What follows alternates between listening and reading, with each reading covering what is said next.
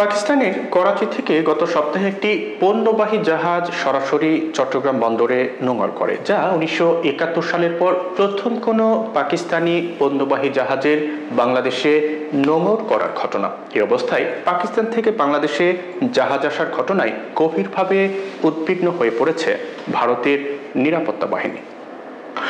ভারতীয় সংবাদ মাধ্যম টেলিগ্রাফ ইন্ডিয়া শুক্রবার এক প্রতিবেদনে এই তথ্য প্রকাশ করেছে। এতে বলা হয়েছে যে ভারতের পূর্ব এবং পশ্চিমাঞ্চলের দুই প্রতিবেশী দেশের মধ্যে সরাসরি সামুদ্রিক সংযোগ ভারতের উত্তর পূর্বাঞ্চলীয় রাজ্যগুলোতে সম্ভাব্য অস্থিরতা তৈরির কাজে ব্যবহার করা হতে পারে, কারণ বাংলাদেশ সীমান্তের খুব কাছে এই রাজ্যগুলো অবস্থিত। সংবাদ মাধ্যমটির প্রতিবেদনে আরও বলা হয়েছে, শেখ হাসিনার পতনের পর ক্ষমতায় আসা অন্তর্বর্তী সরকার পাকিস্তানের সঙ্গে বাণিজ্য কার্যক্রম বাড়াতে আগ্রহী, আর তাদের আশা সরাসরি সামুদ্রিক পথের মাধ্যমে দুই দেশের মধ্যে বাণিজ্য বাড়বে। যদিও 2023 সালে বাংলাদেশ ও পাকিস্তানের মধ্যে বাণিজ্যের পরিমাণ $800 মিলিয়ন কম ছিল।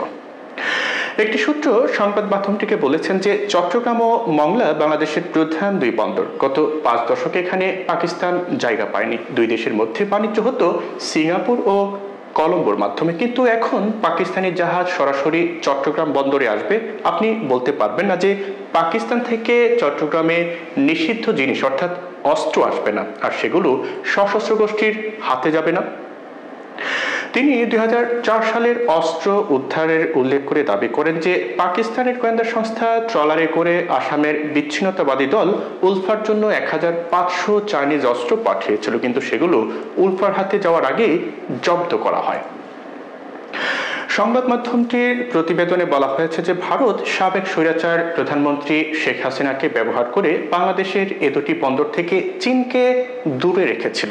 ভারতীয় নিরাপত্তা বাহিনীর একটি সূত্র বলেছেন যে গত বছর মংলা পোর্টের টার্মিনাল পরিচালনার দায়িত্ব পেয়ে চীনের উপর একটি কৌশলগত জয় পেয়েছিল ভারত, কিন্তু এখন পাকিস্তান চট্টগ্রাম বন্দর ব্যবহারের সুযোগ পেয়েছে। এই বিষয়টি অবশ্যই এই অঞ্চলের ভূ রাজনীতির উপর প্রভাব ফেলবে, কারণ মিয়ানমার ও চট্টগ্রামের খুব কাছাকাছি।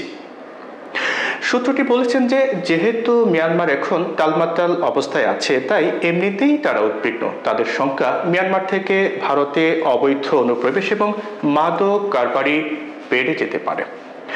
এদিকে প্রতিবেদনটিতে বাংলাদেশের সরকারি কোনো সূত্রের কোনো বক্তব্য প্রকাশ করা হয়নি। ভারত এমন উদ্বিগ্ন হলেও পাকিস্তান থেকে বাংলাদেশে জাহাজ আসার বিষয়টিকে ঐতিহাসিক হিসেবে অভিহিত করা হচ্ছে, কারণ এর মাধ্যমে দুই দেশের মধ্যে বিদ্যমান জটিল সম্পর্ক উষ্ণ হওয়ার ইঙ্গিত পাওয়া যাচ্ছে বলে এক প্রতিবেদনে জানিয়েছে ব্রিটিশ সংবাদ মাধ্যম দ্য ইন্ডিপেন্ডেন্ট।